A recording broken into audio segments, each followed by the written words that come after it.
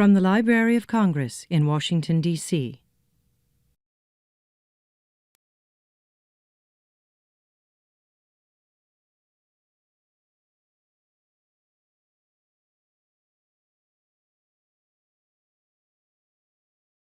Good afternoon. What a panel of experts we have here today, so I think everybody's in for a real treat. I'm Karen Lloyd, Director of the Veterans History Project, and it's my pleasure to welcome you to the most beautiful building in Washington, D.C. On the wall in the Veterans History Project Information Center, which is located across the street in the Madison building, is a Maya Angelou quote, which perhaps you've heard before. There is no greater agony than bearing an untold story inside you. Monday is Memorial Day, a day I hope before everyone starts their festivities, they take a minute to remember those who gave their lives in service to our country, the ultimate sacrifice. We should also be mindful that many who returned home from war and military service did not come back unscathed, and that's why we are gathered here today. Post-traumatic stress disorder, PTSD, the invisible wound that affects hundreds of veterans. Over 30% of Vietnam veterans and 10% of Iraq and Afghanistan veterans experience PTSD. But it's not just the combat vets who are at risk. Sexual assault and trauma can also produce this debilitating disorder. PTSD can impact a veteran's ability to work, to interact with friends and family, just to live. While it's a major factor in veterans becoming involved, and it's also a major factor with veterans becoming involved with our justice system. While we are participating in the Veterans History Project cannot cure veterans of PTSD, we hear from veterans and experts alike that say unburdening the weight of their story provides some relief. At the Veterans History Project, we make veterans' experiences available to researchers so they can be better understood. We hold events like this to let veterans know they are not alone, to raise awareness of programs such as the Veterans Treatment Courts that positive creative outcomes for veterans with PTSD. Today you will hear plenty of ideas and experiences about PTSD and Veterans Treatment Courts, but those ideas will be useless if they stay in this room. I hope you will learn something from this panel and take it with you and use it to make a difference in someone's life, even if in a small way. June is National PTSD Awareness Month, a perfect time to get involved, whether it's volunteering with a veteran service organization or interviewing the veteran in your life for VHP. Again, we appreciate you choosing to be here today to learn more about PTSD and how we can support our veterans. It is now my pleasure to introduce our keynote speaker, CNN's very own Chief Washington Correspondent, Mr. Jake Tapper.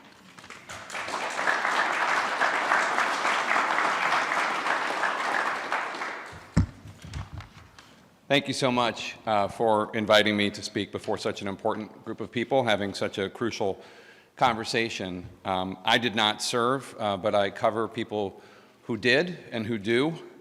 It is the honor and responsibility of what I do to tell these stories, and it is the honor of a lifetime to do so.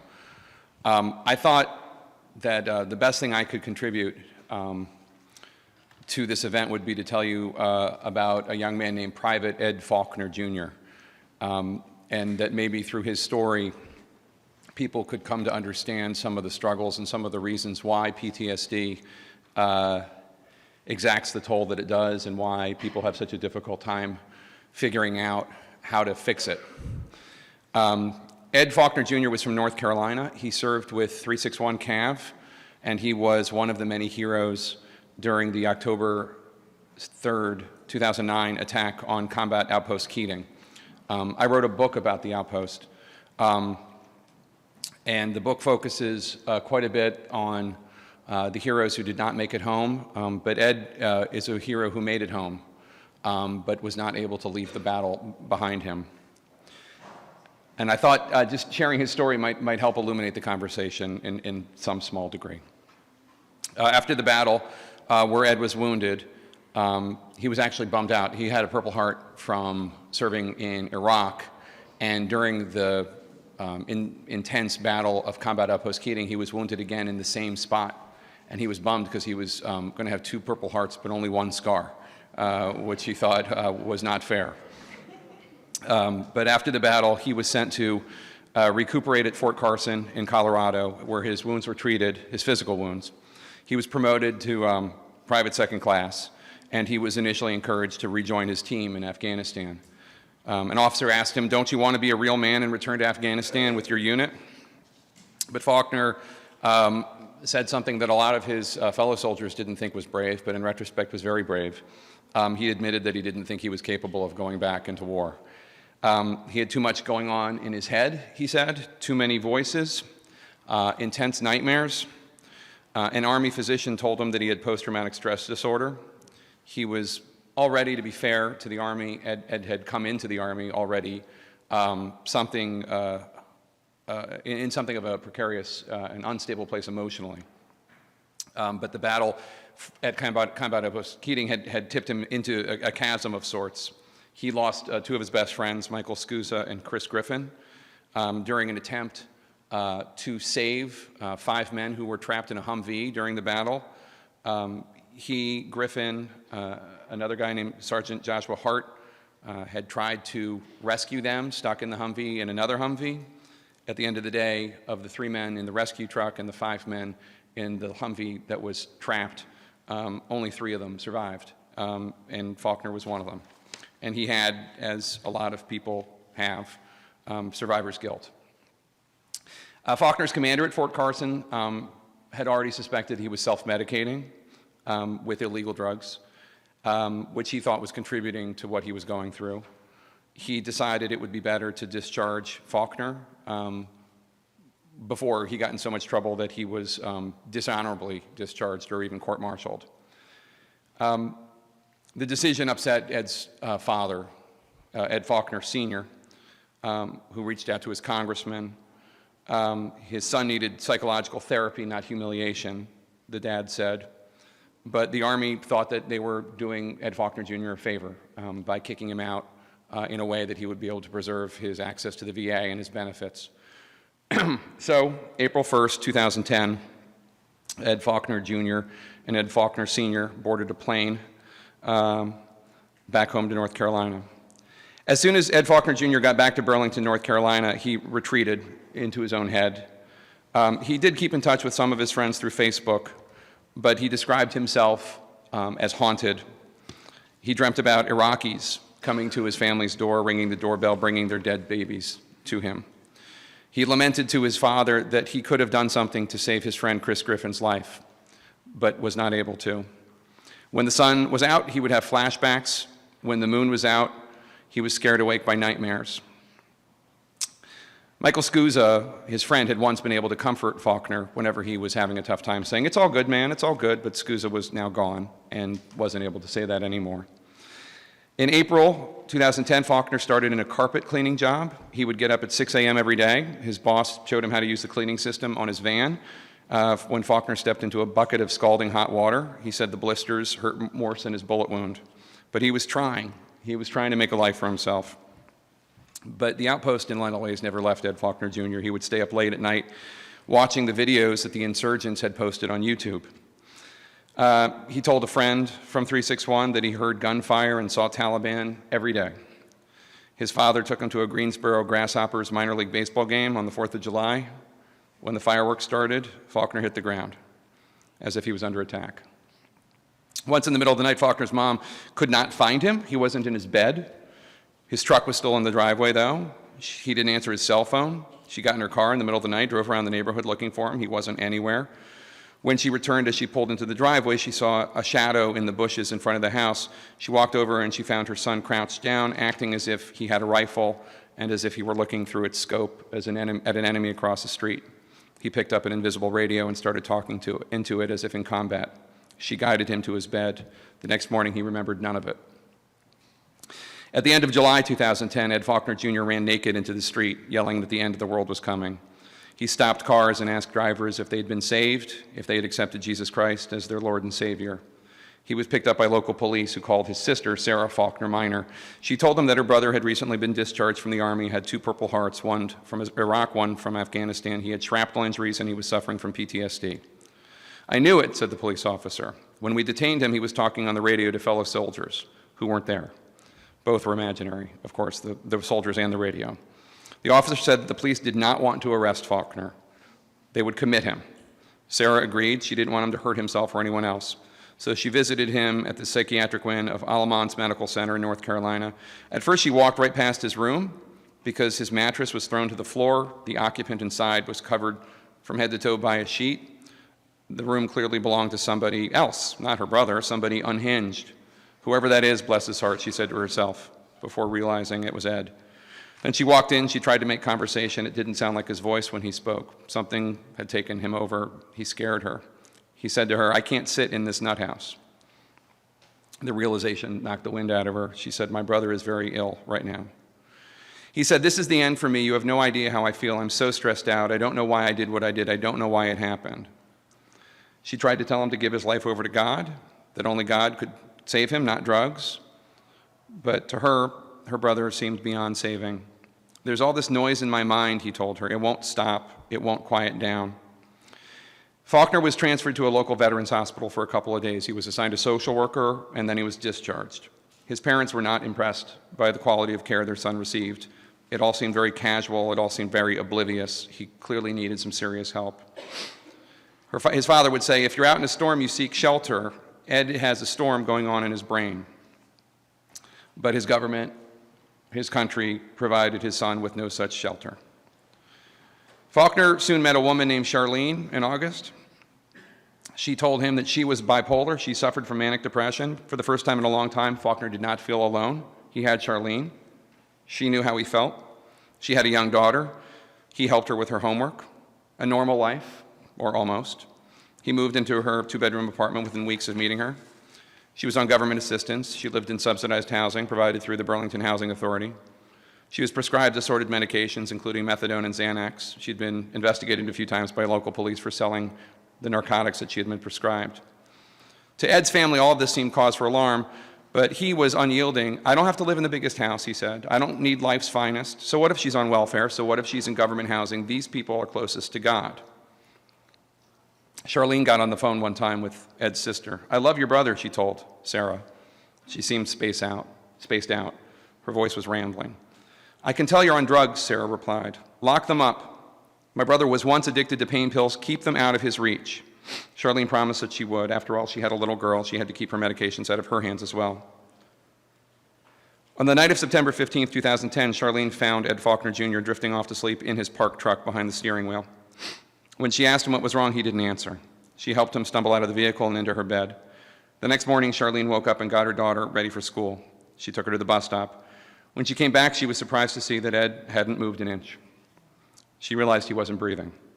She called 911. She tried to revive him. The fire department arrived, took over the CPR. The first responders noticed that there were several buckets of murky water in the hallway. It wasn't clear whether the apartment had functioning electricity or plumbing. The mattress on which Ed Faulkner Jr. was lying was riddled with cigarette burns. The apartment was packed with piles of clothing and trash. The bathroom was coated in filth. The police and ambulance got there at the same time. The emergency medical technicians ran in and confirmed what the firefighters already ascertained: Ed Faulkner Jr. was dead. They put him on a stretcher, they wheeled him out, they placed him in the back of the ambulance, and they sped off to the emergency room. An autopsy indicated his cause of death was acute methadone toxicity. A few days later, a Veterans Administration office worker called Ed Faulkner Sr. "Would you please let your son know he's late for his appointment?" he asked. As word of Ed Faulkner Jr.'s death spread, his former sergeant, Jonathan Hill, called Ty Carter, another fellow soldier from 361 Cav, to discuss how thoroughly the Army and then the VA had turned their backs on their friend. Ty Carter, who would later be awarded the Medal of Honor, said, "I kind of think Ed was the 9th victim of Cop Keating, and I honestly don't think he'll be the last." There needs to be a place in American society for the Ed Faulkner Jr.'s of the world. I don't have the solutions. I'm a reporter. I'm not a policymaker. But whether it's in the Army or in the VA or in our local communities, they are not somebody else's problem. They are not somebody in the street just blocking you from getting to work when you want to get to work. They are our problem. That we are not doing enough to save men like Ed Faulkner Jr. is a national disgrace. I'm going to now introduce Major General Clyde Tate and Melissa Fitzgerald. Retired Major General Butch Tate is former Deputy Judge Advocate General for the United States Army and now Chief Counsel for the National Association of Drug Court Professionals and Justice for Vets. He currently serves as Special Advisor for Military and Veteran Affairs to the President of the American Bar Association. Melissa Fitzgerald was an actor best known for her role in the TV series The West Wing. She left Hollywood to lead Justice for Vets, a division of the National Association of Drug Court Professionals, where she will now be expanding her role to head up a new initiative called Advancing Justice. I want to thank you for taking the time for listening to my story about Ed Faulkner Jr., and I hope that this meeting today helps prevent future tragedies from happening. It's been my honor. Thank you.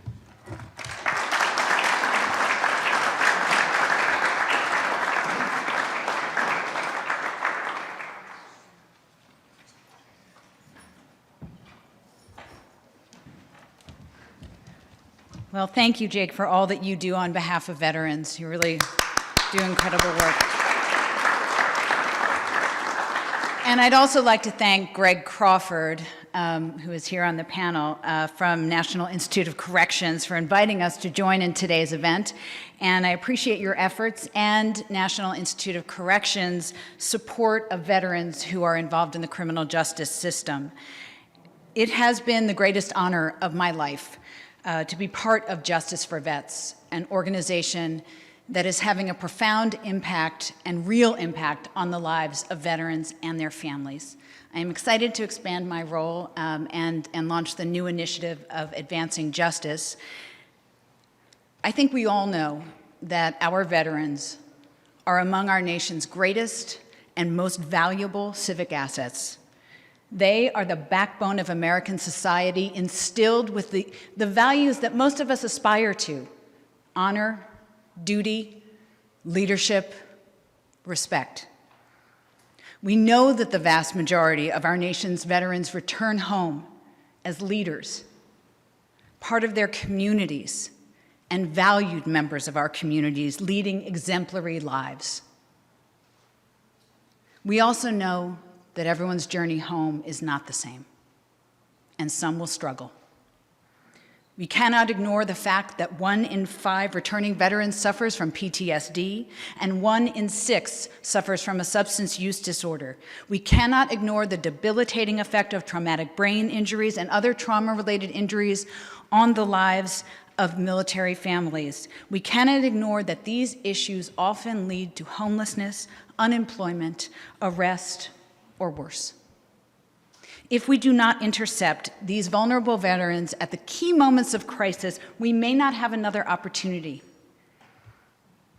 Instead of sending our veterans to jail, veterans treatment courts ensure that the veterans who struggle with the transition home become involved in the justice system with a substance use disorder and/or mental health condition or trauma, receive the structured treatment and mentoring they need to get their lives back on track.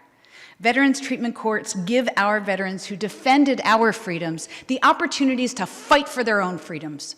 Freedoms from addiction, freedom from mental anguish, freedom from unemployment, freedom from homelessness, and freedom from isolation. Veterans treatment courts recognize that restoring our veterans to healthy citizens not only honors their sacrifice, but it makes our communities stronger. And veterans treatment courts work. They work by reducing crime, they work by saving the taxpayer a tremendous amount of money, and they work by returning healthy veterans to our communities where we greatly need it, they are needed, and where they belong. At Justice for Vets, it is our mission to put a veterans treatment court within reach of every veteran in need. Justice for Vets is the only national organization committed and dedicated to the expansion of veterans treatment courts. And I am happy to say that today there are 15,000 veterans who would otherwise be incarcerated who are receiving life-saving treatment in the over 330 veterans treatment courts across the country. And with that, I will turn it over to you, Butch. Thanks, Melissa. Let me just briefly add my thanks for the opportunity to be with you today and to offer my thanks to all of you for joining this conversation, a conversation that our nation must have about providing a holistic solution to the challenges facing some of our veterans. When a veteran and his or her conduct brings them into contact with law enforcement and eventually our criminal justice system, our nation, we have a choice between placing them in a criminal justice system that may not have the capacity or the capability to consider their unique experiences and challenges, and a system where we are likely to see them again, or we can make the choice that because of their service, we are placing them in a criminal justice environment where the unique background and experiences are understood, where the system melds treatment with intensive supervision, all aimed at improving outcomes. In other words, placing them in a veterans treatment court. Veterans treatment courts, if you're not familiar with that model, are a form of problem-solving courts, akin to drug courts, which number in excess of 3,500 and really have been part of our jurisprudence since 1989. Problem-solving courts like DUI courts, women's drug courts, domestic violence and mental health courts, to name but a few, all of which were created to address the specific needs and appreciate the unique experiences of their population.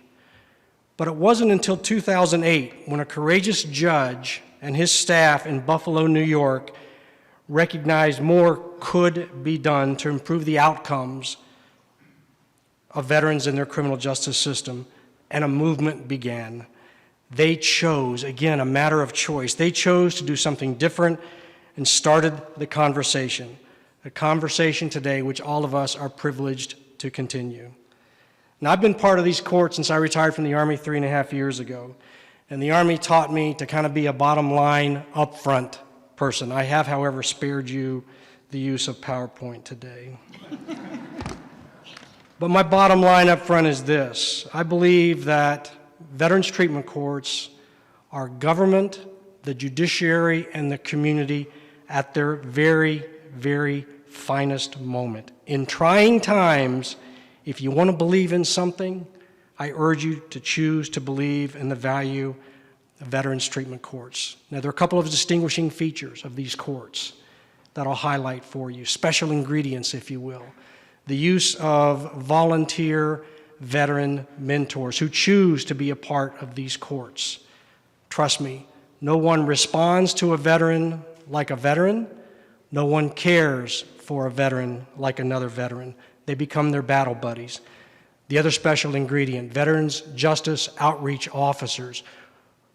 A great news story for the Department of Veteran Affairs.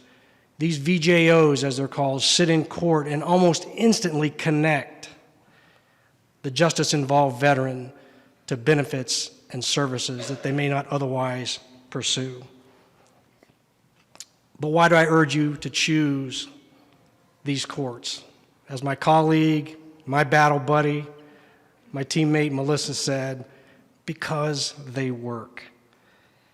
The data is now showing what we have known anecdotally for some time, that trauma-focused treatment combined with the support of veteran mentors improves outcomes dramatically for our justice-involved veterans.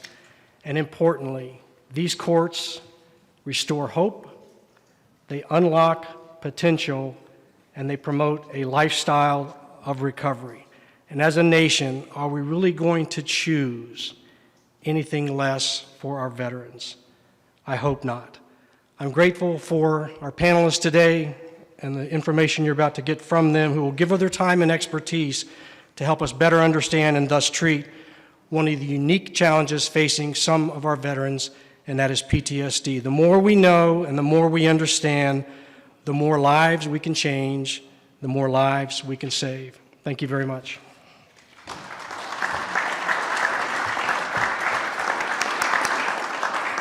Now, before we share a video from the National Institute of Corrections live broadcast on veterans treatment courts, I'd like to say that this video will highlight the struggles that some of our veterans face.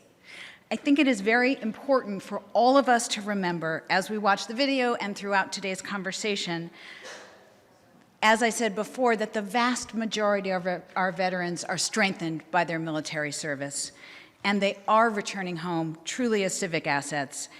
And one characteristic that all of our veterans share, including the ones who are struggling, is one of resilience. When given the structure, the treatment, and the mentoring in veterans treatment courts, the veterans who are participating in these programs thrive. They too return home to our communities, where they are valuable members of our communities, leaders, and civic assets.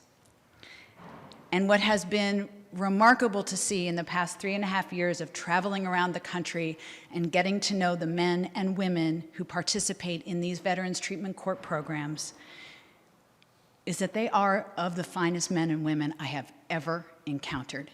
And I am humbled to know them. I am honored to work on their behalf. And watching how grateful they are for the second chance and how committed they are to giving back proves to all of us every day why these programs are so greatly needed. Thank you.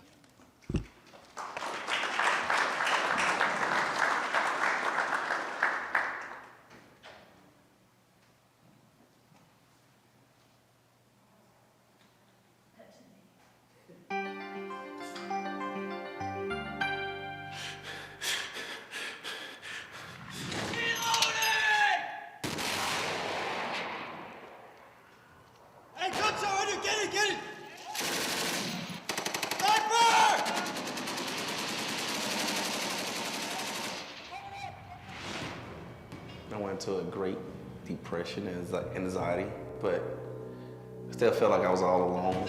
Nobody understood my situation. Just bombed out, no place to go.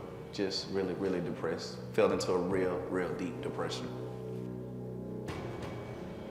I wanted everything to end. I wanted to get revenge. I wanted to die.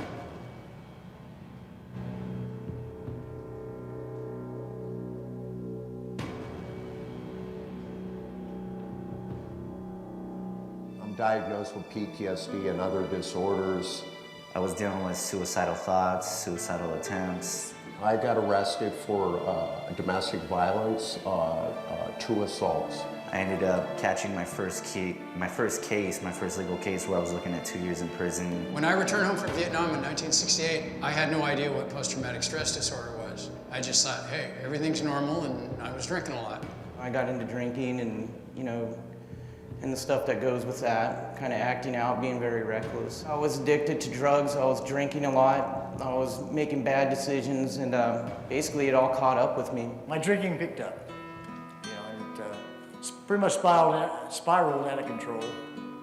And my lowest point was I was homeless. I lived in my truck for 3 months. I got my 3rd DUI, and I ended up in Boone County Jail. I've told a lot of people the hardest part about going over there is coming back home, reconnecting with friends. Everybody changed over the course of me being gone, and I don't know, I felt like kind of a stranger coming back. The friends you make in the civilian world, although they are really great friends, they're not like the friends you have in the Marine Corps. And when you're in the Marine Corps, it's a sisterhood and a brotherhood. One of my really good friends was killed. It really devastated me. I wanted nothing to do with anybody but, crawl in a bottle and go drink. There was this young girl, maybe about 16, 17 years old, and she was a cashier. And I saw her, in my mind, wearing a burqa. Instantly, I wanted to punch her. And I remember shifting my shoe left to right, and I tapped on the floor, and I said, this isn't sand, and this isn't dirt, and I'm not in another country somewhere.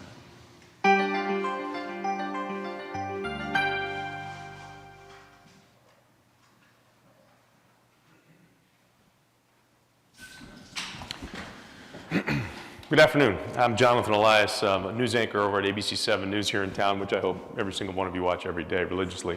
But I'm also an adjunct professor at the U.S. Army War College. My experience with veterans, I've worked with them for over a decade. And it started about 12 years ago when I started a program called the Welcome Home Project. It was a simple thing, and in my mind, I just thought it was one of those things I wanted to do. I just want to give a handshake and a hug to veterans coming home who had received a Purple Heart, just to tell them, it's good to have you home, we love you, or you're valued. And you hear about PTSD. I was a history student in college, and so I'd studied World War II, and they didn't call it PTSD at that time. They just called it people who were remote, or maybe they drank, whatever it was, they were escapists. But I'll never forget the first ceremony I had where we had these baskets, and we had a couple hundred people show up to give them hugs and handshakes, and there was a young, good-looking corpsman, and he just walked up to me. He was as normal as could be, and he said, "Why are you doing this?" And I said, "Well, it's the right thing to do." And all of a sudden, he started to shake, and he gave me a hug, and he started to sob in my arms. And that was my first real brush with PTSD, of understanding that, here I am celebrating these spirits that had seemed to be untouched and unbroken by war, and yet these spirits not only were touched, they were being shattered in some. And again, it has to be emphasized, it is some.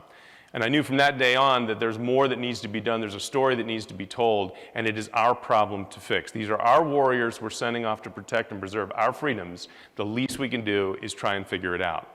The best I can tell is, and from talking to a number of veterans, if you've never been in combat, if you've never experienced combat, then it's impossible for you to truly understand it.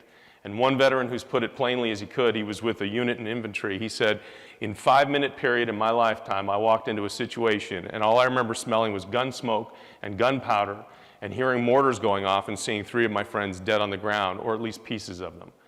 I don't know how you translate that to people who have never experienced combat and then expect them to come home and then obey a traffic light and have baseball games playing out in the background. Those are the kinds of things that are very difficult, if not impossible, to transition, but that really is the goal. And having resources and experts like you see here in front of you, that is at least to get the conversation going. They've been having the conversation a long time, but perhaps some in the audience who are policymakers or have access to do something about this, perhaps then we've done something today or will accomplish something today. So let's start with introducing the panel. I'll have them introduce themselves. They'll tell you their name, they'll tell you what they've been doing, give it a couple minutes each. Greg, let's start with you. Thanks, Jonathan. Hi, I'm Greg Crawford. I'm a veteran, U.S. Air Force. I'm also currently a correctional program specialist at the National Institute of Corrections. And first, I want to thank those that have served our country, and more importantly, some of those that have continued to serve by serving as volunteer veteran peer mentors and veterans treatment courts across the country. We appreciate your service. I also want to thank Andrew Huber and the Library of Congress for giving us this opportunity. And Jake Tapper for taking time out of his day to come see us, and especially our colleagues over there, Melissa Fitzgerald and Butch Tate. Very much appreciate both of you. And Jonathan, thank you for serving as moderator today, and for the work you do on the Welcome Home Project. And as a runner, I also appreciate that you were the only reporter sitting on the finish line at the Boston Marathon bombing. After my service, I was able to go on to complete my bachelor's degree at Washington State University and my master's degree at Chapman University. I started my professional career in mental health. I went on to serve 11 years in Pierce County District Court as a probation officer and supervisor, director, and manager of alternative programs. Came to NIC in 2012, and shortly after my arrival, my former supervisor and former director of the agency, Jim Cosby, walked by my office one day and he says, "Greg, I want you to do something about veterans." And he sent me to the Executive Health Council meeting that was chaired by Dr. Tom Berg. I attended that meeting, and in between presentations, I came up and introduced myself, and we got to talk, and he says, you got to meet Bernie Edelman. And the 3 of us met at Union Station in Washington, D.C. here, and we started scribbling down ideas on napkins. And 4 site visits, 3 national conferences, the Justice for Vets National Conference, and lots of interviews later, we produced Veterans Treatment Courts, a second chance for vets who've lost their way. And this publication, some of you may have gotten a copy of, really served as the platform for a lot of our veterans initiatives at NIC, and we'll get into that a little bit today. I'd be remiss if I didn't thank the National Institute of Corrections leadership for their support of veterans initiatives, and also to our editor at NIC, Donna Ledbetter, who has taken up an interest in veterans initiatives and was responsible for connecting us to Andrew Huber. So we're looking forward to discussing what we're working on at NIC, and I'll pass it over to Bernie. Good handoff. I'm Bernie Edelman. I'm a son of Brooklyn, New York. I grew up in a public housing project in Canarsie, which politely is called the armpit of the borough. If my housing project of about 10,000 souls was its own little city, we would have been mourning the deaths of about 10 guys in Southeast Asia. I got drafted conscripted right after I got out of college. Spent most of 1970 halfway around the world in a place called Vietnam, which keeps coming back to me, and it's one of the reasons I'm doing what I'm doing. I participated in the first Veterans Art Show in St. Paul, Minnesota. Brought the show to New York City. Did a piece for the Daily News Sunday magazine that I didn't bill them for. We had 1,500 people on opening night, 650 a day coming in to see this stuff. And about 15% of the work sold, which helped the artists themselves. That led to my appointment by Mayor Ed Koch, who was the first public official, elected official, to put his money where his mouth was and actually help Vietnam veterans. I know I owe him a debt of gratitude.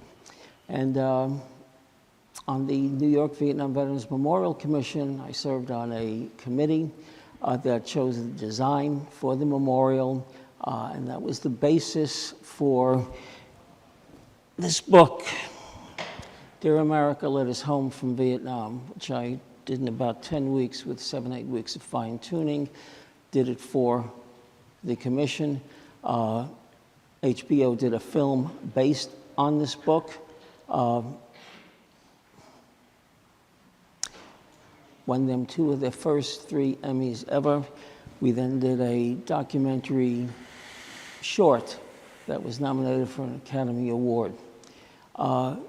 Meanwhile, I was named the first director of the Mayor's Office of Veterans Affairs for the city of New York.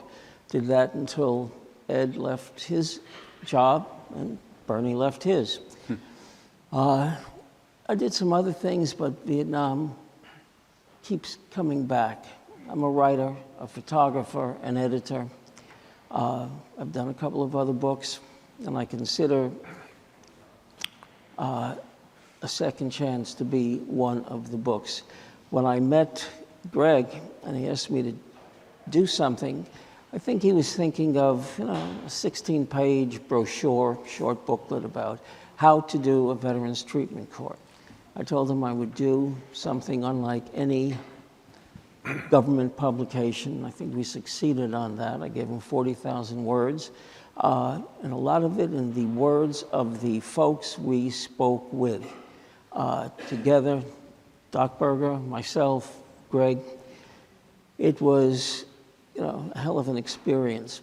I was so impressed, so taken by the sense of commitment, the eloquence of the folks we spoke with, whether they were graduates of the Veterans Treatment Court, whether they worked in a Veterans Treatment Court. And they told their stories beautifully. And this is something that has stuck with me. NIC deserves all the credit in the world for doing a lot of stuff to help justice-involved veterans. They formed the Justice-Involved Veterans Network. Folks who are in the field and myself serve on it, and we hope to do things that will affect policy not only on a national level, but from state to state to state. Because veterans today choose to serve in the military. No longer is anyone conscripted. It's not an accident of birth that you serve in the military. We owe something to those who serve. And if they get in trouble with the law and get caught up in the great maw of the criminal justice system, we have to do everything we can to help them divert from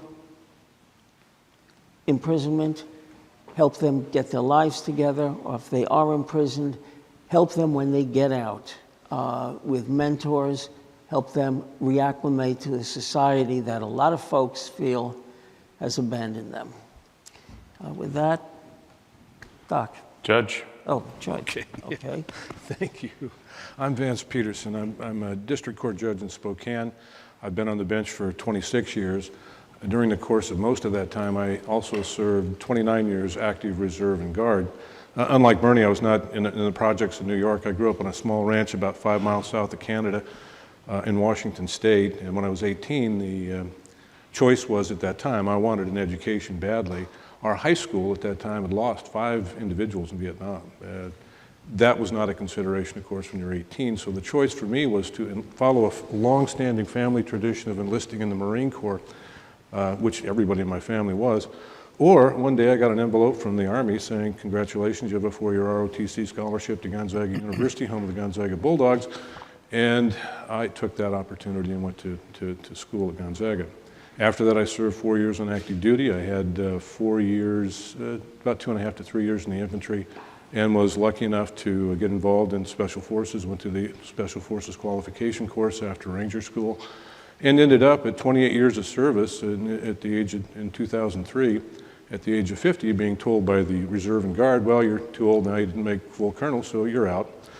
So I kind of just went back to being a judge, which is what I was doing for a living anyway. About 2000, I think it was the fall of 2009, we started seeing on our bench an influx of primarily young males, but some young females who were coming in with really no criminal history and no background that was more or less like we normally saw with the quote normal criminals coming in.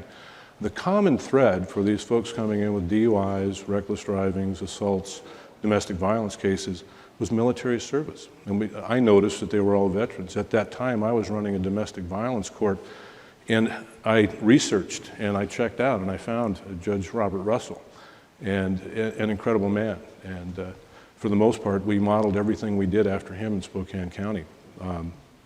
With that, we put together a veterans court. And after the first year, we're getting ready to go to graduation. We're going to graduate our first guy. We're very, very excited.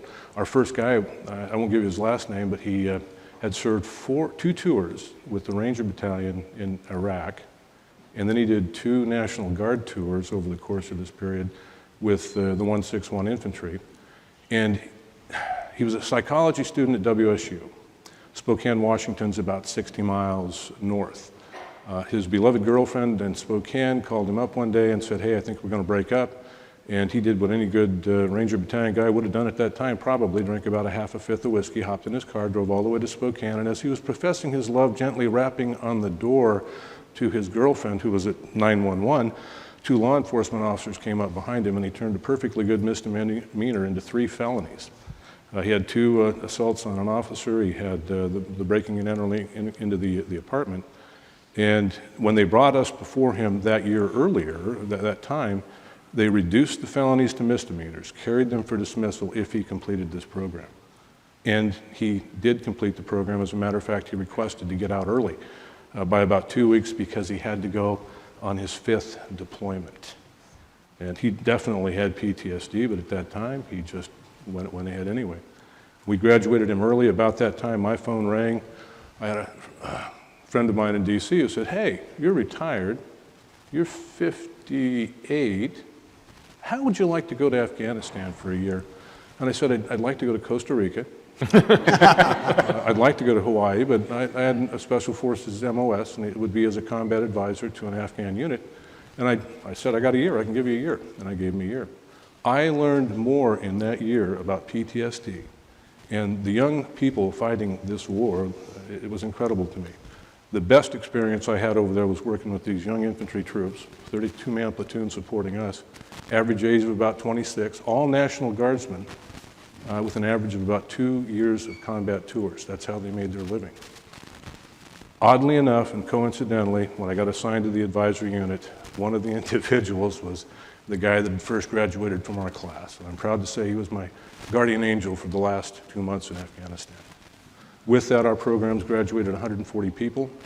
The most important statistic we have, however, everyone's required to read a letter to the court at the end of their graduation.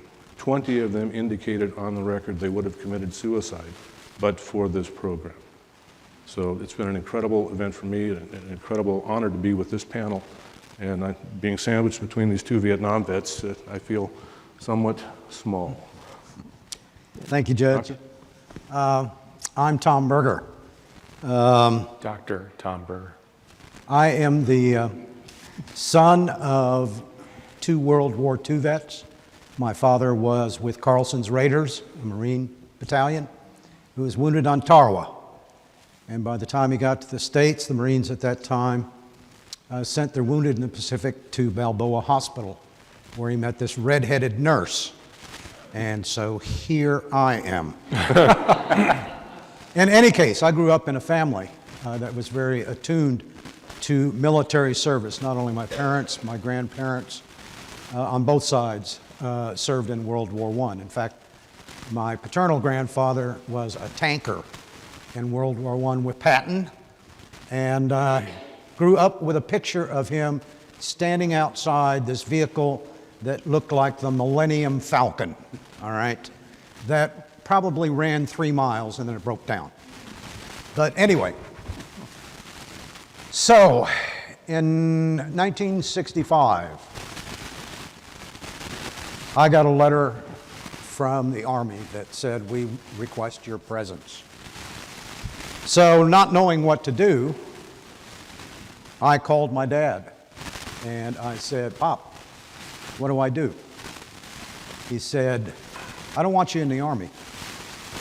I don't want you in the Marines because they're already over there and they're getting their ass kicked." So he said, "Why don't you try the Navy?" So I found out where the local, the nearest Navy recruiter was and ran over there and joined. And just after I'd raised my hand, I ran into a high school classmate. In his uniform, he really looked sharp. He said, "Tom," he said, "are you still going to school?" I said, "Yeah, but I'm not taking enough hours, so I got drafted, and here I am." He said, "What was your major?" I said, "Pre-med." He said, "Well, you ought to sign up to be a corpsman." He said, "I just did 2 years at Memphis Naval Air Station. There was women, skills I learned. I had to wear a uniform, but it was cool." So I ran right in and signed up to go to corpsman school. And when I got home, I thought my father was going to beat the crap out of me. He said, "You know what corpsmen do?" I said, "No, Pop." He said, "They serve with the Marines." So, I served with the Marines in Vietnam, off and on, 3rd MAR Division, 3rd Battalion, 3rd Recon. Got the magic wound in the spring of 1968 at Quai Son. When I came home, the country was nuts. I tried to be an EMT, or what they call EMTs now, but there was no coordination amongst police, fire, or emergency medical people. So we went into a situation. I went to Roxbury. I was in Roxbury, Massachusetts. I went back to Boston for the love of a woman, which didn't work out. And got called down to the projects for gunshot wound on the 7th floor. Well, the elevators weren't working, and we had to take a door off and put this large person on the door and take her down 7 floors while people were shooting. And I thought, you just came back from 2 years of this stuff. You didn't know why you were there. Now you're here in the country of origin, okay, and you don't know what's going on here. So I fooled around a little bit with anti-war groups, VVAW, SDS, a couple of other groups, and decided the only way I could deal with things was to throw myself into school, which I did. That's how I dealt with my stuff. Participating in what we called rap groups. We met in the libraries, meeting rooms. We met in churches, church basements, at bars, in the back rooms, where we talked about our common experiences. Because there were no vet centers at the time. And in fact, the current vet center system as we know it came out of vets rap groups started by Vietnam vets. In any case, so I just threw myself into school and got to the point I've got more degrees than a thermometer. The point being, that's how I dealt with it and got interested in veterans issues as I thought of them via my academic work. My last academic position, I ran a little research center, and we studied high-risk behaviors, including suicide and violence. So that's how I got from there to here. I think the courts are a phenomenal happening. And the word needs to be spread. As some of my colleagues have already said via their experience, it's incredible. One story, and then I'll shorten things up here. As part of the White Book procedures, I spent some time out on the West Coast in a veterans court out there in Santa Ana. And so Santa Ana, where the court's located, it's not in a very nice neighborhood. In fact, when I got there and stuff, they wanted to know if I wanted an escort, because I'd come in at like 7:30 in the morning and not leave till 7:30 in the evening doing my interviews and stuff. But the most impressive thing about it was that a new judge had taken over in the vet court there, and he was trying to fill the shoes of someone who had big shoes to fill in the vet treatment court business. And so when I walked into his chambers, here were all these books written by veterans, about veterans, etc. I thought, hey, that's pretty cool. He's trying to learn. He's not a veteran. But he had surrounded himself with veterans as part of the veteran treatment court in Santa Ana. And then the most amazing thing happened. They were talking about the docket, people on the docket for the day. And the judge looked at me and he said, Doc, would you mind staying around? I think maybe we'd like your professional opinion. I have some degrees in mental health. So I said, sure. So I did. Now, this is a very, very, very, very serious case. We are talking pyromania here. Not only the individual, but anything around him. Okay? So the person really needed help. So the discussion focused on how can we best help this person who has this really serious problem caused by his military service. He had TBI, very severe TBI amongst other things. And I think, in my humble opinion, they did the best thing they could, and that is they put him in a supervised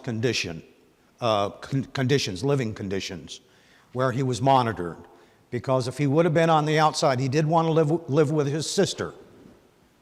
But if he'd lived with his sister, he'd have burned her house down and perhaps killed her and her family as well. And I thought, wow.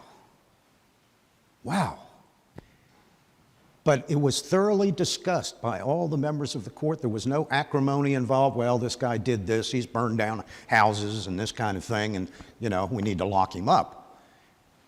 It was an amazing event for me to. So, I think the vet courts, as I said earlier, a few minutes ago, are the best thing that's happened.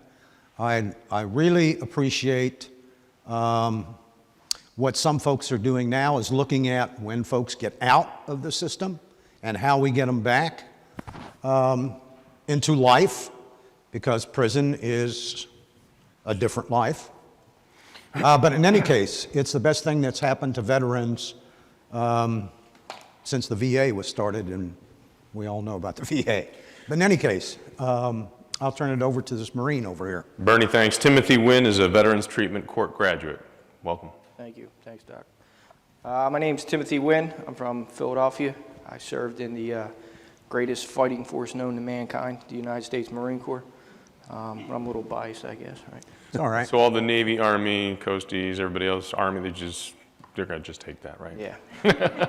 Hoorah! So, no, but I haven't written a book, but after today, I think I may be looking to do that because I do have a story to tell, and I'm lucky enough to kind of go around and tell my story. I graduated from the Philadelphia Veterans Court, and now I am the mentor coordinator in the same court that I graduated from. I stick around there because there's always a younger version of me coming through the door every week, so I try to help them. I like to call it borrowed hope. I remember walking through the door and not having any hope, and you know, people lend it to me, so I'm there to lend hope to the veterans that are coming through. I had 7 arrests before I ended up in the Philadelphia Veterans Court. When I got in the Philadelphia Veterans Court, that was my last arrest. I haven't been arrested since. I'm working on 7 years clean and sober. It has absolutely changed my life around, to say the least. I was housed in the Philadelphia County Jail for a year of my life during several years of arrest and addiction and everything else. And I am now in that prison on Mondays and Fridays, facilitating trauma groups with the inmates who are locked up in that same prison. When I was in that prison, there was nobody there. I was kind of by myself. Society really wasn't ready for the veterans that were coming back from Iraq and Afghanistan, so it was a lonely time in my life, so I just make sure that I'm there every week for those veterans that are behind the wall today. And it's been a rewarding process.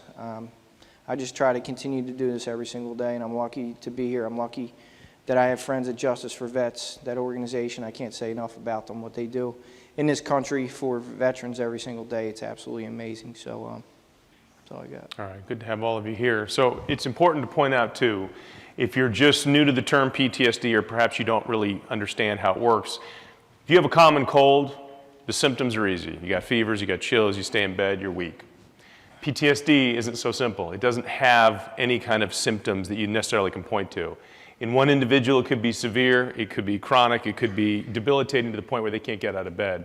And in another, he'll be fully functioning or she'll be fully functioning, but just in an instant something happens. So you can't have a blanket approach to treat PTSD. I'm sure all of you on stage would agree with that as well. Judge, I wanted to just start with you, though. You talked about it a little bit in your introduction. In most of the cases, what percentage would you attach? For the folks that come before your bench who are veterans, how many would you suspect would not be before you had they not experienced what they did in service? I'd say as much as 80%. Again, these folks, the patterns that we normally see, there's a progression after somebody passes out of juvenile, goes into young adulthood. And you can see a number of criminal events that may occur, and they might be lightweight things. It could be just a driving while license suspended. It could be a series of speeding tickets, a reckless driving, maybe a minor assault of some kind. But the pattern that we saw it wasn't like that at all. The instances generally occurred after their tours of duty. And so I would easily say it's probably 80% of them wouldn't have been in front of us, but for whatever happened to them during their deployments. And the courts and corrections, they always had one size fits all approach to dealing with veterans. That's changed, though. That's changed substantially. We've developed a number of therapeutic courts. I was surprised to hear there's 3,000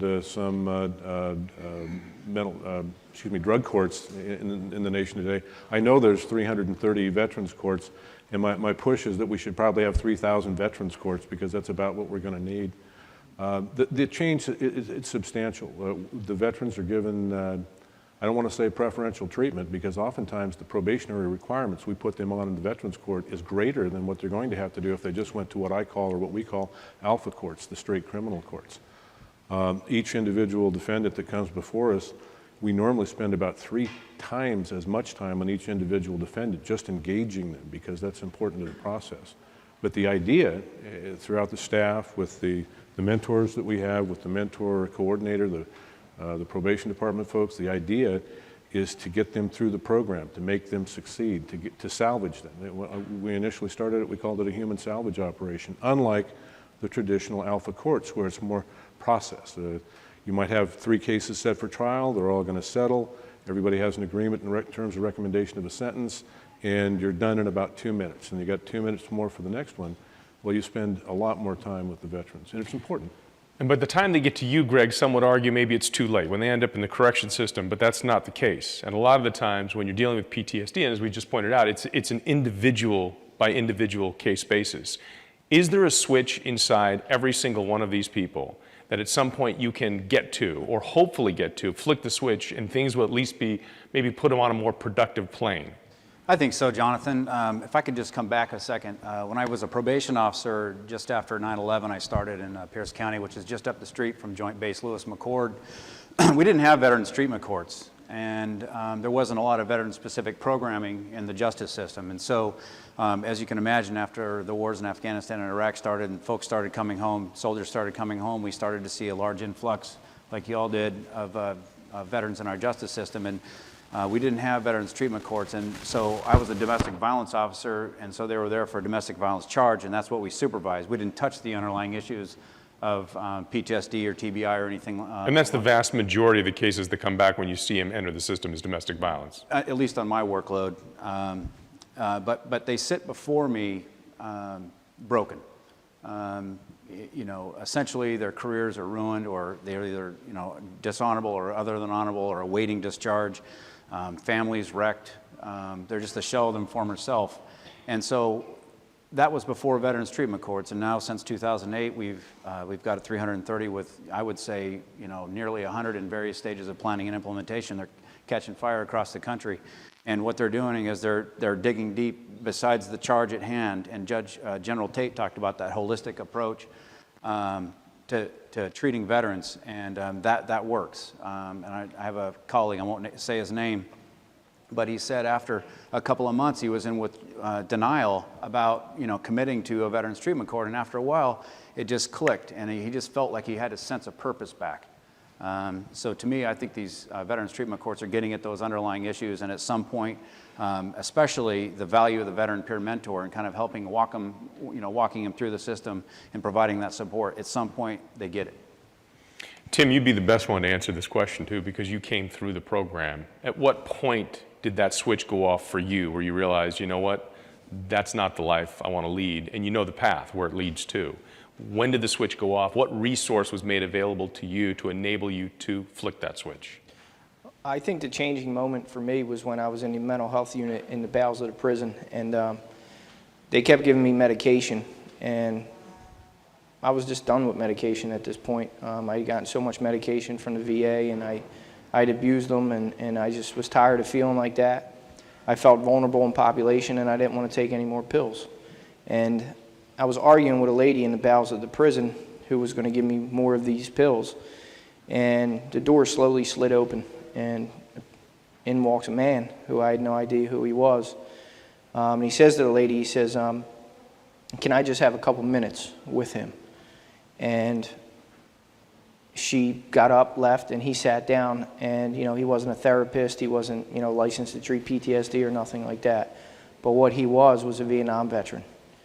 And that's the first time I was introduced to peer-to-peer support. And I'll never forget what he said to me. He said, that person you were before you left is gone forever. That person is gone. He's never coming back. You're a changed person, and you need to find different ways to combat this. And I think the first time I heard that was the first time I realized that I had to surrender to win. See, because surrender is not in our vocabulary, you know, but it's a very hard thing to accept. And from that point on, I started to kind of turn my life around. Is there any part of you before you went off to combat that's still alive? Like when you go home and you see old friends? Because I saw that video and the guy said, you know, all my friends had changed. And, you know, we're all sitting in this room as educated folks and we're saying, no, you changed. Mm-hmm. They're all exactly the same. Yeah. That's why they say you can never go home again, because those who leave are the ones who evolve or change or become different. And then they go back expecting everything to be the same. And it's not, because they're not.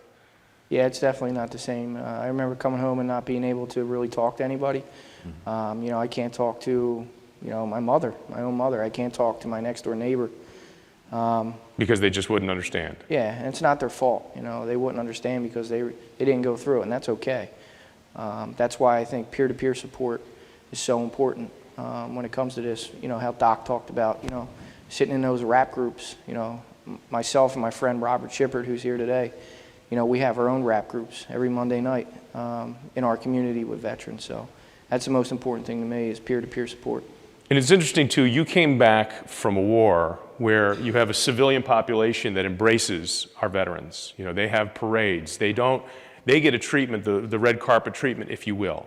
But I mean, let's just face it, the military does a lot of things right. What they're not very good at is transitioning warriors from a warrior mentality or ethos into a civilian-based ethos, because that, again, that's like going from a NASCAR doing 210 in the fast lane to jumping in a Prius going 20 miles an hour. It's an impossible transition. And that's, Doc, I wanted to bring you guys in because you came back from a very unpopular war where you either had to bury the fact that you served or at least kind of protect the fact of what you did. Right. Story, I came back, I was in St. Louis Airport, and I'm honored as a Navy corpsman. I can wear the Marine green uniform, okay? There's a special band on the sleeve that distinguishes me as a corpsman. So I had my medals on and stuff, or ribbons on, and walked up to the bar in the airport and ordered a drink. Had a few anyway on the airplane. In any case, there's a guy at the bar, looks at my uniform, and he said, "How many babies did you kill?" And before I could hit him with the beer bottle, okay, the bartender grabbed this guy and threw him out of the bar. That's my first experience coming back. Now, the guy was probably sloshed and the whole business, but that was my reaction, all right? And then not being able to go places in uniform because people were really, let's just say, really rude to you, okay? With language we didn't even use in the Corps, okay? But Tim's exactly right. When you come back, it's so different. It's so different. And nobody knows how to deal with you because of it. I appreciate with the country how it values its veterans. But they need to understand war changes people. It changes people. And so it's not just thank you for your service. It's welcome home.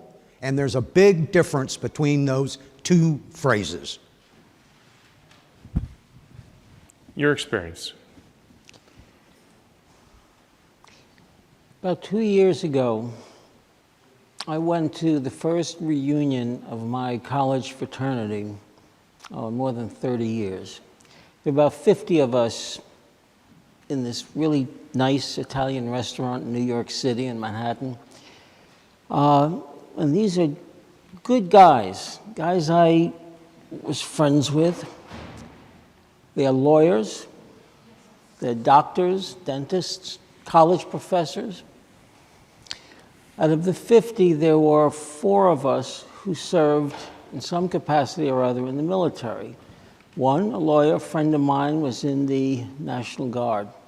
Another guy, he was an 11 Bravo, a grunt. They didn't send him to Vietnam, they sent him to Germany. Third guy did not want to get drafted, so he thought he was smart. He joined the Air Force and wound up in Thailand, where he lost his best friend and lost a lot of other guys. And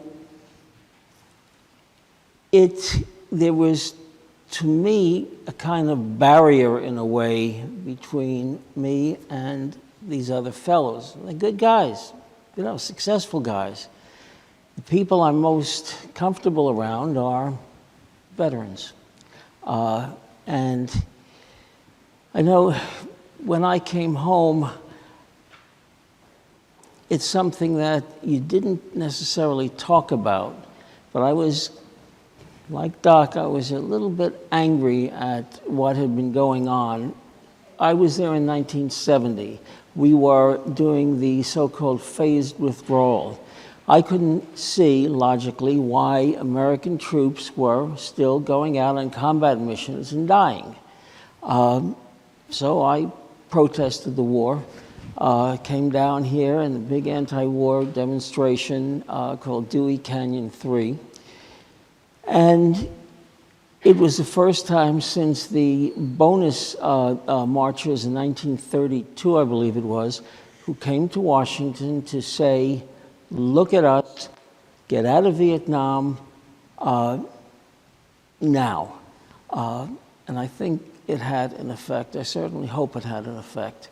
But there was certainly in me, and I know in a lot of other folks, a sense of alienation in coming home. And I was not a combatant, but I was there. I had top secret clearance. I could travel around, spend a lot of time at the 91st Evacuation Hospital up in a place called Chulai, with the docs and the nurses. Saw as much of the debasement and the debris of war as, you know, most grunts did. And, you know, and as Doc said, it changes you. And unless you're there, you really can't understand, even if you watch the best war movies that were ever made. Let's talk about, for a second, identifying some of the telltale signs of PTSD. It's always helpful if you're going to try and tackle a problem to at least understand the problem you're up against. From my understanding, from my experience, from talking to veterans, alcohol, drug use, those are about as common across the board telltale signs you're going to have because of either withdrawal or escapism. Maybe not being able to socialize. They'll be in a social setting that back when they were perhaps in their hometown, maybe with some high school buddies, and they just start yakking about a football game. They feel out of place. They don't contribute. Give me some other strong telltale signs for anybody perhaps watching or anybody in the audience that maybe they have a loved one that's going through this and they want to make sure that they can at least identify what it is they're up against. Well, hyperarousal certainly is one, and I'll bet every combat veteran in this room knows exactly what I'm talking about. It happened to me this morning. Colleague, now I place my desk so it faces the door.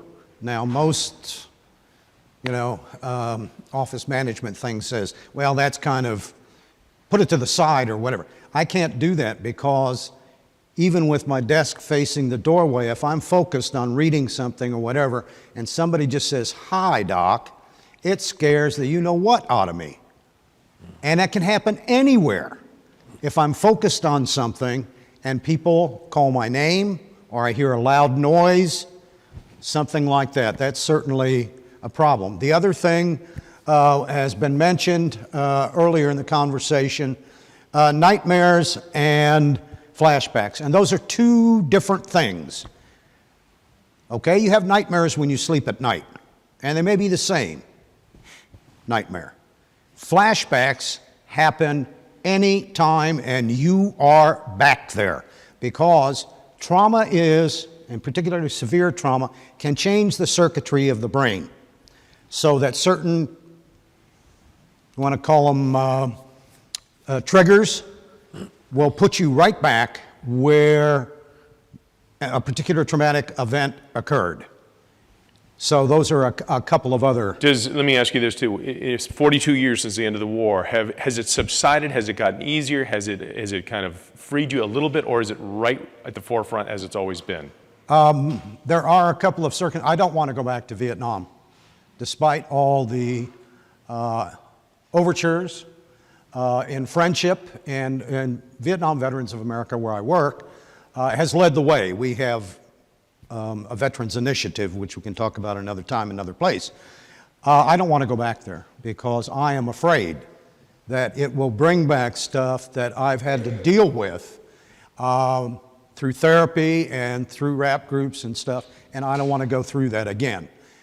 But I do have a couple of recurring nightmares that I can't seem to get rid of, and they were pretty traumatic situations. So, but they come back, and it's usually when I'm stressed out. Okay. Tim? I think anger is a main one. You know, speaking for myself. You explode quickly. Absolutely. You know, I've obviously found ways to you know, combat that. You know, through group therapy and stuff like that. Now let me ask you this, the loved ones around you before they knew what they were up against, were they just saying, you know what, he's got a hairpin trigger, that's just how he's always been? They try and rationalize it away, the behavior, and not to try to cope with it? Yeah, I mean, they didn't really understand it. Like I said earlier, they just kind of thought like, you know, they knew something was wrong, but again, they didn't know what was wrong. They didn't know what they were looking at. They didn't know what they were facing. And, you know, anger, I think it stems from, you know, when you come back, you have this sort of, like, I call it like you're standing in the shallows of the ocean and that wave just keeps hitting you. And it's a wave of these emotions that keeps coming. And you've never felt this stuff before, so you get angry. You get angry because you can't navigate through your day. You can't be that social person. You can't go hang out with the guys and talk about the football game. You know, you would rather isolate. At least this is what I did. I isolated. I used drugs and alcohol because they're 100% effective every time. They numb all those emotions. You know, we've, as a nation, we've been at it for 240 years, and we've been at war a lot of that time. And, you know, all throughout the generations, from the Civil War to World War II, they would call it shell shock, or they just call him, oh, he's being quiet, whatever. I mean, now we call it PTSD because we've identified it as a problem. But this is a problem that has plagued our returning warriors since we've been at it in the battlefield. And, you know, Judge, I'm just curious some of the things that you have seen, because I'm sure you had a lot of cases come before you where you have telltale signs that run from A to Z on this one. All of the substance abuse issues are there, of course, and a lot of times that's just a reaction to the anger. I think that the underlying current that affects them most is just plain anger. You know, I remember as we're getting ready to climb on a C-17 to leave Afghanistan after that time, some of the younger folks, again, these young 11B infantry troopers, you know, gosh, we went to Afghanistan and the rest of the country went to Walmart. It's almost a resentment that when you get back, and you kind of resent the fact that you get there. And of course, on the return of the Iraq and the Afghan guys, it's much different from the Vietnam era. You hear, you know, thank you for your service, an awful lot. And I have to admit, yeah, I was angry when I got back. The Army was still pretty bad about how they handled you when you came back. But let me ask all of you, do you think, because the military spends gajillions of dollars on everything, from perfecting the ways of killing people to trying to understand the warriors to artificial intelligence, I'm just curious, is there any kind of mechanism that anyone could provide to ready them for what they're really going to experience? I know they train them for combat, but training somebody for combat and experiencing and living through combat, totally different things. Right. Well, one of the things is, and it's spot on what you just said, they train you for situations that threaten you, that put you in the sense of danger and you react. And if you follow that training, chances are you're going to make it through that situation. When you come home, okay, you have to go back to the old way of thinking, which is just because Fido pooped on the floor, that is not a life-threatening situation. But, okay, you react that way. And so one of the things they should consider, in my humble opinion, and Canada did it for a while and the UK did it for a while, is they put their troops in sort of a decompression. I believe it was the UK, or was it the Canadians, had a place on Cyprus, okay? In some cases, there were, you know, married couples and stuff could, and they helped them decompress. It's sort of like a post-service boot camp. Now, whether that would get a lot of support down the street or not, you know, that's neither here nor there. But we could do something better on the end of it to get us back in terms of the transition system. Please. So, you know, I work for the and my job is to really identify gaps, you know, and throughout the continuum of criminal justice to improve outcomes for veterans. And one of the interviews I was conducting with a veteran, you know, he said they trained me, you know, to go get basic training. They trained me to go to my first duty. They trained me to go to combat, but they didn't train me to come home. Mm-hmm. And I think that that's a real gap in our system. I always, couple of points. One, we need to reduce the stigma for soldiers to ask for help. We need to do a better job of helping them. And I think that why does the first opportunity to intervene in their life have to be the criminal justice system? I think that if we can do, I think there's specific funding with DOD to, you know, to train people, to pay for uniforms, to you know, travel, but there's no specific funding to come home and to help them acclimate home. And I think that that's a real gap that we need to address. Right. Let me just go ahead. And I think there's a real problem also. The military has changed, although it's still depicted in a lot of ways like it was in World War II. I say this because I've done some clinical work with Delta Force people, and SEALs. Someone said it earlier, most Americans don't appreciate the tempo of operations over in the big sandbox. It's, I mean, heavy duty, intense. The general and my colleague sitting next to me, the judge, will tell you what it's like. But the fact of the matter is that these folks are under such intense, particularly in our special ops groups, are under such intense pressure that life back here is not very realistic to them when they come home. They try and adjust, okay? But why do so many of our special ops people feel that they were more at home back there? Let me ask this question too, because I know we live in an ADD society, and I don't mean to use that term pejoratively, but I think it's true that you walk around today and you'll see 9 out of 10 people walking around with their phones. They're connected to I don't know what. I mean, maybe they're a text that can't go without or a headline that can't go without. But folks who are warriors who have been in combat, and I've heard this probably 99% of the time, for them, time stands still. Time slows down. The continuum just absolutely comes to a grinding halt. And when they come home, they feel as though the world is running by them 1,000 miles an hour, and they're stuck in a spot where they just need somebody to talk to. So now let's get into the resources, because we have the Veterans Court, which is a system that has started to spread, but certainly could grow a lot more. But what are the resources available to people, especially with PTSD and TBIs coming home, that they could reach out to that would help their experience? Because we have folks that are watching on TV, and perhaps they're sitting there saying, I didn't get out of bed till 11 o'clock this morning. I don't know why I'd want to get out of bed. What resource can they reach out to? Because there's a lot of them. Right. There are a lot. Lots of good community. I would say for those, and we know that because of all the media surrounding a lot of the problems with the VA, they don't trust the VA hospitals for whatever reason, the vet centers.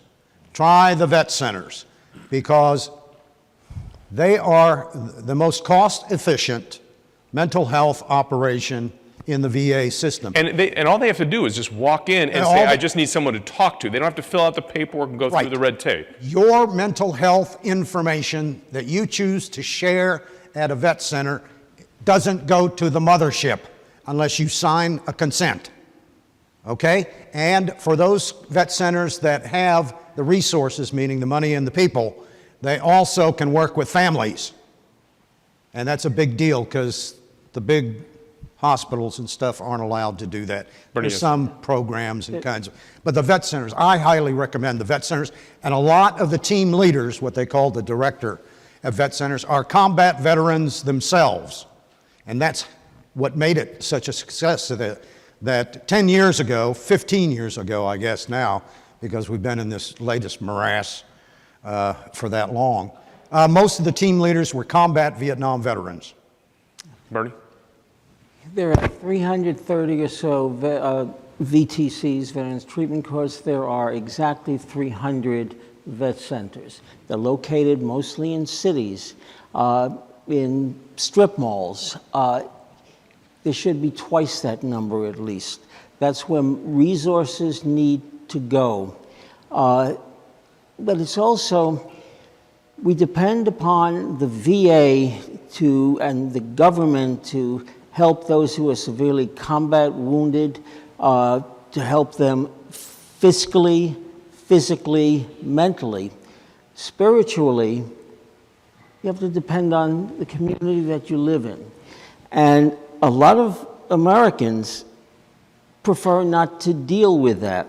Stop and think about this. In the Second World War, when the population of this country was about 130 million or so, 16 million Americans, men and women, were in uniform. Just about everyone in the country was somehow involved in the war effort. I don't know what the numbers were for Korea. In Vietnam, it had shrunk to something like 9%. Some people said 4%. Right now, less than 0.5% of Americans, and we're not talking about 5-year-old children, but of Americans, I guess 18 or above, serve in the military. This is a tiny number. people go through college, they don't have to worry about being drafted or anything. When we were in school, that was, you know, one of the things that kept us in school as long as we had the grades. But people come home, and a lot of times there's something missing in community, which is tragic, and it leads to more alienation. People aren't welcomed home into the bosom of a grateful nation, because too often the nation is not grateful for a war without end. And that's what we had in Vietnam. That's what we have now. Yeah. Is it a... There's a Veterans Crisis Line, if you wouldn't mind giving out that number. Sure. Veterans Crisis Line is another resource you can turn to. It's 1-800-273-8255, and then when you call that number, you can just press 1. Press 1. Tim, and let me go to you because you came back from this war, and you had said hope was the word you had used. The veterans that I talked to coming back from this war, they seem to think that the people at home, while they're grateful for their service, they don't understand what their service was for. And then the translation to you is, then what the hell was I doing? Is that a part of what you processed or are still processing? I think for a short period of time I went through that. Not so much now. To me, what I did over there was stand shoulder to shoulder with my brothers and sisters in arms. You know, we did what we had to do to get through every single day to protect one another. And, you know, I don't get too far into it as far as, you know, political, why we did what we did. That's not my concern. My concern then was protecting the people to the right and the left of me, and that still stands today. That's what I do here in my community. Did you have a clearly defined objective as a warrior in battle? Did you understand day to day what it is you were trying to do or accomplish? Yes. You know, I was a sergeant, and my job was to protect the people underneath me. And that was my main objective every single day. I ran convoys over there. I was a 50 cal gunner on top of a Humvee. My objective was to get the people in that convoy from point A to point B. That was my objective. There are also good people in the country of Iraq who need protection, and we protected them as well. Bob Brudno is here in the audience. Bob comes from Quincy, Massachusetts. For the past several years, he and I, his wife, a couple of other folks, have gone up to Quincy at the end of April for a ceremony. United Combat Veterans of Quincy, 95% of whom served in the Marine Corps. Talk about brotherhood, there you have it. It used to be a handful of guys would go down to this clock tower, which had the names inscribed on it of 48 of Quincy's, the sons of Quincy who died during the Vietnam War. They'd read the names, and then they would go to this fairly awful Chinese restaurant, but there was a certain loyalty there. When they added Bob's brother's name to the roster of the dead, things, I think, started to change. You had a situation where more and more people started, son of Quincy rather, came to give the keynote speech. Here you have a situation where the community embraces those who served and tries to help them heal. It's a small part of the community, but it's always, it seems, veterans helping veterans. Those who didn't serve, you don't get it the same way. A lot of veterans, a lot of non-veterans will say, welcome home, that's nice. Thank you for your service, that's nice. But they don't understand it. When a veteran says that to someone who's come back, it's a different context almost. And in Quincy, it's an example of what I think a lot of other communities can do and should do, not only for the younger guys, but for all veterans. In a lot of the veterans treatment courts, there are more Vietnam-era veterans than there are Iraq and Afghanistan veterans. Right. When you were mentioning, or in the film clip we saw, 22 veterans commit suicide every day. 20. It said 22 there, but Even it is one 20. a day is disgraceful. But something like 70% of those veterans are age 55 and older. Or older. They're not the young people who came back. The connotation was, yeah, look at these damaged people who are coming home. A lot of the people who are among Well, one of the that largest number- homeless populations right now in our country of veterans is the Vietnam War. Oh, yeah. Right. And excuse me, I would argue, here's a discussion point, okay, because not all of you are in the audience and are veterans. What Bernie said about the veterans in the community is fine, to draw veterans together. What I would say is, instead of having Veterans Night at the ballpark, take the resources that are used to do that. Make sure that your community mental health office is not only open 24/7 several days a week, but is staffed with somebody that can handle military PTSD or MST. That is something that the community can do to help our veterans. Greg, let me ask you this, especially now we're talking about resources that may be tightening up, budgets may be changing, and there may not be as much money to help fund some of the programs that are currently there. What can people do? And I especially want to deal with folks in rural. I'm from a smaller town outside of California.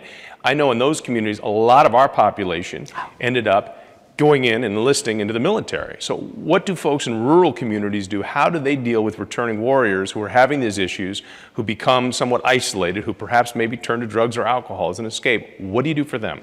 Well, I think, number one, National Institute of Corrections provides training and technical assistance. So if a jurisdiction out there is looking to implement a Veterans Treatment Court program, they can contact NIC at nicic.gov and give us a call and we can talk about what your issues are, whether or not you want to start a Veterans Treatment Court or some other specific programming either in a jail or a prison. Or they can contact Justice for Vets, or there's grants available through the federal government. But what I would say is you have to understand your population. And I think data drives a lot of decisions in our jurisdictions across the country. So if you can figure out how many veterans you have in your jail or on your probation caseloads, I think that could help lead to warranting a program in your jurisdiction. And don't just ask, are you a veteran? Because sometimes they think you are only a veteran if you serve in combat. You have to say, have you served in the military? That's the key question to ask. And so once you've justified your programming, a lot of times, and Judge Peterson, I think you can speak to this, you can create something with the existing resources. I don't know if you want Yeah, I'm dying to know, like right now, if we had 5,000 judges from across the country that are just sitting here watching this, what would you tell them about how things should at least be modified in order to deal with a growing population of returning vets who may be dealing with some of these issues? Well, I tell them first, you're going to prosecute these guys anyway. You're going to prosecute them, you're going to defend them, they're going to be charged, you're going to have a probation officer involved, you're going to have a court clerk pull the file. Why don't you put them all on the same docket? It doesn't cost you any more to do that. And from that, then you can develop a Veterans Court docket, and then you can start looking into local resources. At one point in time, I remember talking to Judge Russell, and there was a concern about making cookie-cutter courts. All the Veterans Courts would look alike. The reality was that every jurisdiction is different. Everybody has a different group of veterans. In Lewiston, Idaho, 90% of their veterans in Veterans Courts are Marines. Right. In our jurisdiction, it's about 60% Army, although we have an Air Force base. Some courts will handle felony-level events. Some courts will only handle misdemeanor events. Some folks do kind of a combination. But you can do this. You could put these programs together and set up a docket, and it doesn't cost you anything. You're talking about making resources available so that they're going to be charged with their crime and they're going to go through the judicial system, but at the same time, you're going to have a peer one-on-one with a vet talking to these folks. And each one of the courts has a mentor-type system. Each one of the courts has developed their own particularized mentor system. We've developed a forum, and the forum meets once a month. Every veteran is basically sentenced to attend 6 forums. They're given 24 months of probation. You attend 6 forums, it's only 18 months. You lose a month of probation every time you attend a forum. If you attend 12 forums, you're done. So the incentive is to come to the forum. At the forum, we feed them. We give them a dinner. Then we have them, they're set up a bunch of different resources, community resources for child support, departmental licensing for driver's licenses, landlord-tenant attorneys. We put every resource available to a veteran in one room. After they're done going through the resource portion, they go through 2 one-hour group therapy sessions, and with that, they then get through the program in 12 months. And let me stop you. And a lot of these resources you're talking about, in most cases, it's a phone call because they'd be willing to volunteer their time and service because of who we're talking about, the population we're talking about. Greg, you had something? Yeah, I want to say a couple different things. Number one, you can look at Veterans Treatment Court's a second chance for vets. There's a lot of information about how to start a court, or the right questions to ask your jurisdiction. But also, you can contact Justice for Vets. They have 4 mentor courts. You can make a request to actually take a team on site and go see what's going on and view that court. Yeah, if you're a jurisdiction and you're interested in any way in setting up a Veterans Treatment Court, please go to our website. There's a tremendous amount of information at justiceforvets.org. Hold on, let me do this real quick. Tim, when you came back, the goal with PTSD is first diagnosing it, figuring out what you're up against, and then intervening as quickly as possible so that you can intercept that from turning into really bad decisions and ultimately turning into perhaps somebody who's going to go out there and act out, which could be committing crimes. What would have been the one thing that could have intercepted you immediately coming back from combat that would have helped immensely? A Veterans Court, no doubt. A Veterans Court. No doubt in my mind. If I would have landed in Veterans Court with my first arrest, I wouldn't have had 7 arrests. I wouldn't have spent a year of my life in prison. I wouldn't have not been in my daughter's life for the first 4 years of her life. You needed a vet to look you in the eye and tell you that you're a changed man and you need to get over that. You need to figure this out. Absolutely. And I need a room where I can walk into and all the resources are right there. A lot of people are perplexed that Veterans Courts, work. They say, how is this even possible? And doesn't it cost a ton of money? And in reality, it's 1 day a week. It's 1 judge. It's 1 courtroom. It's 1 staff for 1 day per week. But the impact is unbelievable. And they're speaking your language. They're speaking my language. I walk into that room, I can get everything that I need, all in 1 room. And that's something that you can't get anywhere else. But there's something even before all that. If somebody commits a crime, the first people in the criminal justice system that they're going to come across are the police. On the Justice Involved Veterans Network, there's one gentleman, Captain Blair Myhand of Apex, North Carolina. Now chief. Now, okay, that I didn't know. And what he does is he takes a couple of vets who are on the police force and trains them in how to deal with a crisis if somebody is a veteran. And if they know the person's a veteran because a spouse tells the first officers, these guys come and they know what to say, they know how to bring somebody down from the crisis she's in or he's in. He also does this training for other police departments, I think twice a year. But the police have a greater role that they can play, and it's not going on as nearly as much as I think it ought to. Is it fair to say that a barrier right now that exists is, especially with law enforcement, because I know a lot of my friends who are police officers, and they tend to give the benefit of the doubt to a returning vet. If they're caught up in something, they kind of will pat them on the back and go, come on, man, don't do this. Is that doing them a favor, or is that hurting them? Is that because you're basically in denial? You're just saying, you're a vet, I'm going to cut you some slack here. Yeah, in my opinion, it's definitely hurting them, and I've been cut breaks. It's just kicking the can. Yeah, basically. But one of the most important things of my job now is to do crisis intervention training with the local police department. I go up to the Philadelphia Police Department, I go over to Camden, New Jersey, and I tell my story. And I tell them flat out, the best thing that happened to me was getting that final arrest and not getting let go that day and actually getting put in a veterans court. It absolutely changed my life. I educate the police on PTSD, TBI, domestic violence, which is very high amongst veterans. And I tell my story, and it really strikes home with them because at the end of the day, they're the first responders. They're the ones out on the streets that are coming in contact with these veterans. The ones that are out there buying heroin, getting in bar fights, stuff like that. They're the ones showing up on the scene. And the decision that they make that day could absolutely change their life for the better. Yeah. Getting arrested is not the worst thing that can happen to a vet. Go ahead, Greg. It can be kicking the can down the road, but unless you know what you're doing, you have to understand your resources in the community, and you have to be willing to make a referral.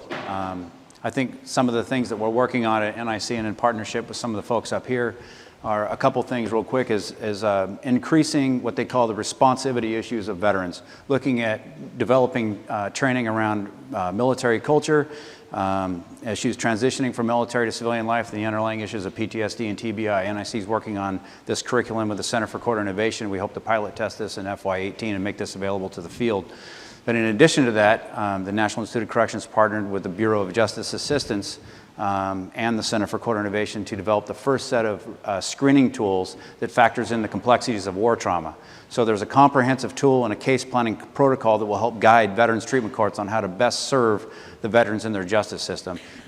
Okay, well, we just have a few minutes left for the panel. What I wanted to do was just get some closing remarks. If you can keep them brief, though, if we can just go down the line. And I guess for me, what I want to kind of hear at the end, and I'm sure maybe some of the folks in the audience are too, is there a hopeful message to pass along? What is it that you hope will happen in the years to come? We've already identified the problem. Obviously, we're a nation of liking to fix problems. So what's your hope? We'll start with you, Tim, from the end. Oh, I hope that all the work that's been done up to this point doesn't go to waste. I hope people keep the fire lit and, keep their foot to the pedal and stay on the gas and keep this thing going, because it's not going to clear up anytime soon. We have Vietnam vets who are coming into our courts who have never dealt with anything for years and years and years, and they're coming into the court and they're finally changing their lives around. So it's never too late. This is not just about Iraq and Afghanistan. It's about Vietnam vets. It's about a ton of veterans out there that are going through certain things in their lives. We need to keep coming together as a community, as a nation, to combat this. We need to stick together. We need to educate ourselves. Everybody needs to be educated in this area, in veterans issues, if we want to succeed. Tom? I'd just echo what Tim said. Keep up the good work. For those of you who learned something today, take it back to your community and push it as far as you can. Judge? One of the most important therapeutic factors for any veteran is simply talking to another veteran. We'd like to see that happen prior to their criminal justice involvement, but certainly veterans talking to veterans is one of the best therapies available out there. The communities need to get involved. The communities need to get deeper into the veteran system and understand what's going on with them and do as much preemptive things as they can possibly do. And it doesn't really cost an awful lot of money to do it. Bernie? Next time our government makes a decision to send men and women, mostly young, off to war, they need to also plan fiscally for when these folks come back so that there are programs for them. That does not go on. Once you're used up, too often the military wants to say bye-bye to you, and people come back, they haven't reacclimated, they are drifting, and they are hurting, and then they get in, too many of them get in trouble. We need to, if you're going to spend billions of dollars on war, spend a couple of billion, put it away to build up your resources here. We've talked about a lot of the resources for when the troops come back, and you know damn well that you're going to have a lot of them who are suffering from TBI, from PTSD, from anxiety, from depression. You got to help these guys and be proactive in doing it. Greg? Well, first of all, I want to thank you again, Jonathan, for being here today. And I also want to point out, and Bernie, you touched on it, veterans typically will want to help veterans. And every single one of these panel members I called, and there wasn't even a hesitation that they wanted to help. There wasn't a hesitation from Melissa or Butch. They wanted to be here. And so what I would say to you is, if you're in a jurisdiction somewhere, you got to find a champion and don't take no for an answer. And there's a lot of help out there for folks that want to implement some sort of veterans programming. There's a lot of resources at your fingertips. I want to thank the entire panel. Thank you very much. And just one parting thought is, while you've heard a lot of conversation about how it's veterans talking to veterans, I would implore folks, especially in rural communities, if you've got the gumption and you're a civilian and you care deeply about this subject, these are our warriors that we sent off to protect and serve and sacrifice in many cases, then if you want to open up some sort of center like this and help facilitate it, then by all means, please do. You can call the numbers that we've made available to you. Go to the websites, look it up, put it together yourself. It will make a huge difference. You actually could save a life. So thank you very much for being here, and thank you for joining us. Thank you, Butch. Awesome. Thank you. Thank you, Bernie. Good job, Tim. Thank you very much. Questions of the panel, please. You can stay for a few minutes and ask whatever you'd like. I'm a Vietnam veteran, and I'm a mentor at the Fairfax, Virginia Veterans Court docket. I want to make one comment and then maybe ask the judge a question. The comment is, our particular Veterans Court docket was the first in Virginia to get started. It's been a slow process. We've gotten a few people through to graduate. One of the problems is whether we have enough incentives to offer troubled veterans going through the program. For example, there may be a few that have multiple DUIs, and some of them, when they're presented with the choice of whether to go in the program or to serve time, they decide to serve time because their charges are not expunged from the record in the state of Virginia. And that, I understand in some of the other veterans court dockets in the country, expungement is a possibility and is an incentive to get troubled veterans through the program. The second issue that I'd like to hear you address, being the first veterans court docket in Virginia, we've gone to Richmond to lobby politically to expand the veterans court docket program in the state. And we run into problems politically with some of the committee chairmen, many of them conservative, who don't see the value of the veterans court docket programs. They think, why give veterans special treatment compared to the rest of the population? And it's a major problem. We'd love to see this program expand throughout the state. How do you deal with that? How can we change some of those political attitudes in the state capitals? I keep running into that on a daily basis. It's very difficult for me to go to Olympia and ask for any additional funding. We fund most of our stuff locally. But the question, why veterans courts? I had, oddly enough, a public defender come up to me and say, why do you want to have a veterans court? I mean, the next thing you know, you're going to have a special court for police and a special court for firemen. And we already have a mental health court. We already have a drug court. Why do this? Veterans don't necessarily fit into those systems. And one of my examples I just used was, okay, in no other job in the world will you have a 21-year-old sergeant tell a 20-year-old private, there's gunfire over there, check it out. There's no other job. And after you have experienced that, after you have gone through that whole process, you will never come back and be a civilian again. You will always be a veteran. You might have a drug problem. You might have a mental health issue. You might have TBI, PTSD. They need that other court because that other court will make them successful. That recidivism rate in most veterans courts is like 11 to 13%. The average recidivism rate is over 40%. These courts are successful. These defendants, these mentees, these veterans don't come back after they've gone through this program for the most part. I mean, it's a hard push when you're dealing with the guys who hold the money, but they are the ones that have to be convinced. But if you can do it, without that money, if you started out on your own, you can make them eat their words. And I'd like to reiterate that you got to find out your numbers. Find out how many veterans are in your system throughout the state. Yeah, we've had situations. One state in particular, there have been a couple of veterans treatment courts been established in several counties in Arizona, and there are some where they refuse to do it because there aren't many veterans living out in the desert in those particular counties. They can't justify it. What we do, though, I would note, we set up the Veterans Forum in Spokane. It's a 501c3, and again, most veterans courts have a 501c3 set up, a charitable organization, so that we can fund some of the things that the mentors do, fund mentor training. Our court, our little court in Spokane, Washington, actually has 7 other county courts that feed into our forum. So they're getting that therapy through the 501c3 from 7 different courts, although they may not even say they have a veterans court. Because they're a small rural county, they may have a guy who's a veteran who's on a docket that they will send into that particular program. What about the issue of expungement? DUIs became a very big issue in my county, and when I tried to set this thing up, the prosecutor was adamant that we will not dismiss DUIs. If you get a DUI and it's reduced, it will still stay at a reduced level, perhaps a negligent driving or inattentive driving, but it was a very hotbed political issue. The prosecutor is generally the gatekeeper.